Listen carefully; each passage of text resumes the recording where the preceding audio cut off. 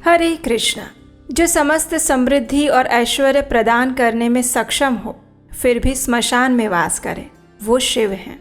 जो संपूर्ण ब्रह्मांड का प्रलय करने में सक्षम हो फिर भी शांत रहकर ध्यान मग्न अवस्था में रहे, वो शिव हैं। जो योगियों के योगी हो लेकिन फिर भी अपने भक्तों की छोटी सी तपस्या से प्रसन्न हो जाए, वही आशुतोष हैं। और ऐसे ही परम कल्याणकारी भगवान शिव को प्रिय है ये श्रावण मास। तो चलिए इसी विचार के साथ आज की इस शुभ प्रातः बेला में हम इस श्रावण मास के महात्म्य का वर्णन करती हुई कथा का आरंभ करते हैं। आइए आज की कथा का श्रवण करते हैं। अतः परम प्रवक्ष्यामि स्वर्ण गौरी व्रतम शुभम श्रावणे शुक्ल पक्षे तु तृतीयायां विधातृज। भगवान शिव ने कहा, हे ब्रह्मपुत्र, अब मैं स्वर्ण गौरी का शुभ व्रत कहूँगा। ये व्रत श्रावण मास में शुक्ल पक्ष में तृतीया तिथि के दिन किया जाता है। प्रातः काल में स्नान करके नित्य कर्म करने के बाद संकल्प करें और 16 उपचारों से पार्वती तथा भगवान शिव की पूजा करें। इसके बाद शिव जी से प्रार्थना करें और उस समय उन्हें इस प्रकार कहें, हे देव देव आइए, हे जगतपते मैं आपसे प्रार्थना करता हूँ, हे सूर्य सत्तम मेरी इस की गई पूजा को आप स्वीकार कीजिए। इस दिन भवानी पार्वती की प्रसन्नता और व्रत की पूर्णता के लिए दंपतियों को 16 वायन प्रदान करें और द्विज श्रेष्ठ की प्रसन्नता के लिए मैं ये वायन प्रदान करता हूँ। इस प्रकार कहें, चावल के चूर्ण के 16 पकवानों से 16 बांस की टोकरियों को भरकर और उन्हें वस्त्र आदि से युक्त करें और पुनः 16 द्विज दंपतियों को बुलाकर इस प्रकार कहते हुए प्रदान करें कि व्रत की संपूर्णता के लिए मैं ब्राह्मणों को ये दे रहा हूँ। मेरे कार्य की समृद्धि के लिए सुंदर अलंकारों से विभूषित और पतिव्रत्य से सुशोभित ये शोभामयी सुहागिन स्त्रियां इन्हें ग्रहण करें। इस प्रकार 16 वर्ष अथवा 8 वर्ष या 4 वर्ष या फिर 1 वर्ष के लिए भी इस व्रत को करके शीघ्र ही इसका उद्यापन कर देना चाहिए। पूजा के बाद कथा का श्रवण करके वाचक की विधिवत पूजा करनी चाहिए। ये सुनकर सनत कुमार ने कहा, हे प्रभु, इस व्रत को सर्वप्रथम किसने किया था? इसका महात्म्य कैसा है और इसका उद्यापन कैसे करना चाहिए? ये सब कुछ आप मुझे बताइए। तब ईश्वर कहते हैं, हे महाभाग, आपने उत्तम बात पूछी है। अब मैं आपके समक्ष मनुष्यों को सभी संपदाएं प्रदान करने वाले स्वर्ण गौरी नामक व्रत का वर्णन कहता हूँ। पूर्व काल में सरस्वती नदी के तट पर सुवीला नामक विशाल पुरी थी। उस नगरी में कुबेर के समान चंद्रप्रभ नामक एक राजा थे। उस राजा की रूप लावण्य से संपन्न, सौंदर्य और मंद मुस्कान से युक्त, कमल के समान नेत्रों वाली महादेवी और विशाला नामक 2 पत्नियां थीं। उन दोनों में ज्येष्ठ महादेवी नामक पत्नी राजा को अधिक प्रिय थी। शिकार करने में आसक्त मन वाले वे राजा एक समय वन में गए।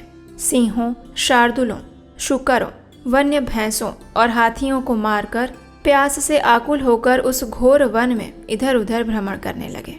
उन राजा ने उस वन में चकवा चकवी और बतखों से युक्त, भ्रमरों और पीकों से समन्वित तथा विकसित मल्लिका, चमेली, कुमुद और कमल से सुशोभित अप्सराओं का एक सुंदर सरोवर देखा। उस सरोवर के तट पर आकर उसका उत्तम जल पीकर राजा ने भक्ति पूर्वक गौरी का पूजन करती हुई अप्सराओं को देखा। उस सरोवर के तट पर सुंदर कमल खिले हुए थे और तब कमल के ही समान नेत्रों वाले राजा ने उन सभी अप्सराओं से पूछा, हे देवियों, आप लोग यहाँ पर क्या कर रही हैं? ये सुनकर उन सब ने कहा, हम सभी स्वर्ण गौरी नामक उत्तम व्रत कर रही हैं। ये व्रत मनुष्यों को सभी संपदाएं प्रदान करने वाला है। हे नृपश्रेष्ठ, आप भी इस व्रत को कीजिए। तब राजा ने पूछा, इसका विधान क्या है? कैसे इसका फल मिलता है और क्या फल मिलता है? इस विषय में मुझे विस्तार से कहिए। तब वे सभी स्त्रियां बताने लगी, हे राजन, यह स्वर्ण गौरी नामक व्रत श्रावण मास के शुक्ल पक्ष में तृतीया तिथि के दिन किया जाता है। इस व्रत में भक्ति पूर्वक अत्यंत प्रसन्नता के साथ माता पार्वती और भगवान शिव की पूजा करनी चाहिए। पुरुष को 16 तारों वाला एक डोरा दाहिने हाथ में बांधना चाहिए और स्त्रियों के लिए बाएं हाथ में या फिर गले में इस डोरे को बांधना बताया गया है। तब संयमित चित्त वाले राजा ने भी उस व्रत को संपन्न करके 16 धागों से युक्त डोरे को अपने दाहिने हाथ में बांध लिया। उन्होंने कहा, हे देव देवेशी, मैं इस डोरे को बांधता हूँ, आप मेरे ऊपर प्रसन्न होइए, मेरा कल्याण करें। इस प्रकार देवी का व्रत करके वे अपने घर आ गए। उनके हाथ में डोरा देखकर ज्येष्ठ रानी महादेवी ने पूछा और सारी बात सुनकर वो अत्यंत क्रोधित हो गई। उसके बाद, ऐसा मत करो, मत करो। इस प्रकार राजा के कहने पर भी उसने उसे तोड़कर उस डोरे को बाहर एक सूखे पेड़ के ऊपर फेंक दिया। उस डोरे के स्पर्श मात्र से वह वृक्ष पल्लवों से युक्त हो गया। उसके बाद उसे देखकर दूसरी रानी आश्चर्यचकित हो गई। उस वृक्ष पर स्थित टूटे हुए डोरे को उसने अपने बाएं हाथ में बांध लिया। उसी समय से उसके व्रत के महात्म्य से वो रानी राजा के लिए अत्यंत प्रिय हो गई और वो ज्येष्ठ रानी व्रत के अपमान के कारण राजा से त्यक्त होकर दुखित होकर वन में चली गई। अपने मन में भगवती देवी का ध्यान करती हुई वो मुनियों के पवित्र आश्रम में निवास करने लगी। कहीं कहीं श्रेष्ठ मुनियों के द्वारा ये कहकर आश्रम में रहने से रोक दी जाती थी कि हे पापिनी, अपनी इच्छा के अनुसार यहाँ से चली जाओ। इस प्रकार घोर वन में इधर उधर भ्रमण करती हुई वो अत्यंत खिन्न होकर एक स्थान पर बैठ गई। तब उसके ऊपर कृपा करके देवी उसके समक्ष प्रकट हुई। उन्हें देखकर वो रानी भूमि पर दंडवत प्रणाम करके उनकी स्तुति करने लगी। उसने कहा, हे देवी, आपकी जय हो, आपको नमस्कार हो। हे भक्तों को वर देने वाली, आपकी जय हो। शंकर के वाम भाग में विराजने वाली, आपकी जय हो। तब देवी की भक्ति के द्वारा वरदान प्राप्त करके और उन गौरी की अर्चना करके उसने जो व्रत किया, उसके प्रभाव से रानी के पति उसे घर वापस ले जाने के लिए आए। तत्पश्चात देवी की कृपा से उसकी सभी कामनाएं भी पूर्ण हुई। राजा सभी समृद्धियों से संपन्न होकर उन दोनों के साथ पूर्ण रूप से राज्य करने लगे और अंत में राजा ने उन दोनों रानियों सहित भगवान शिव के धाम को प्राप्त किया। जो स्वर्ण गौरी के इस उत्तम व्रत को रखता है वो मेरा और गौरी का अत्यंत प्रिय होता है और विपुल लक्ष्मी प्राप्त करके भूलोक में शत्रु समूह को पराजित करके शिव जी के विशुद्ध लोक में जाता है। हे सनत कुमार, अब आप ध्यान पूर्वक इस व्रत के उद्यापन की विधि सुनिए। चंद्रमा और तारा बल से युक्त शुभ तिथि और शुभवार में एक मंडप बनाकर उसके मध्य में अष्टदल कमल के ऊपर धान्य रखकर उस पर एक कुंभ स्थापित करें। पुनः उसके ऊपर 16 पल प्रमाण का बना हुआ एक तिल पूरित ताम्रमय पूर्ण पात्र रखें और उस पर पार्वती देवी तथा शंकर की 2 प्रतिमाएं स्थापित करें। शिवजी की प्रतिमा श्वेत वर्ण के 2 वस्त्रों और शुक्ल वर्ण के यज्ञोपवीत से सुशोभित होनी चाहिए।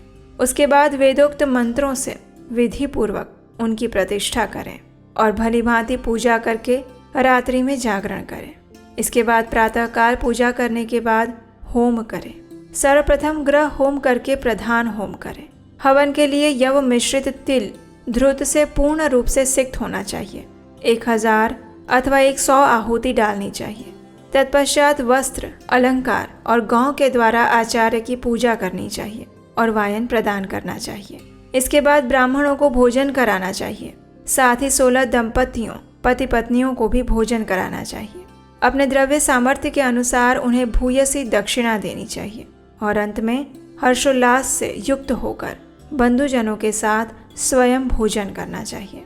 और इस प्रकार स्कंद पुराण अंतर्गत ईश्वर सनत कुमार संवाद में श्रावण मास महात्म्य में तृतीया में स्वर्ण गौरी व्रत कथन नामक 12वां अध्याय पूर्ण हुआ। तो यही थी हमारी आज की श्रावण मास के महात्म्य का वर्णन करती हुई सुंदर पौराणिक कथा, जिसमें हमने स्वर्ण गौरी व्रत का महात्म्य सुना उसकी कथा के साथ। अगर आप इस पवित्र श्रावण मास में शिव पुराण की कथा सुनना चाहते हैं तो वो भी हम प्रतिदिन अपने चैनल पर लेकर आ रहे हैं। आप उसे भी प्रतिदिन श्रवण कर सकते हैं और भगवान शिव की लीलाओं में अपने आप को संलग्न कर सकते हैं।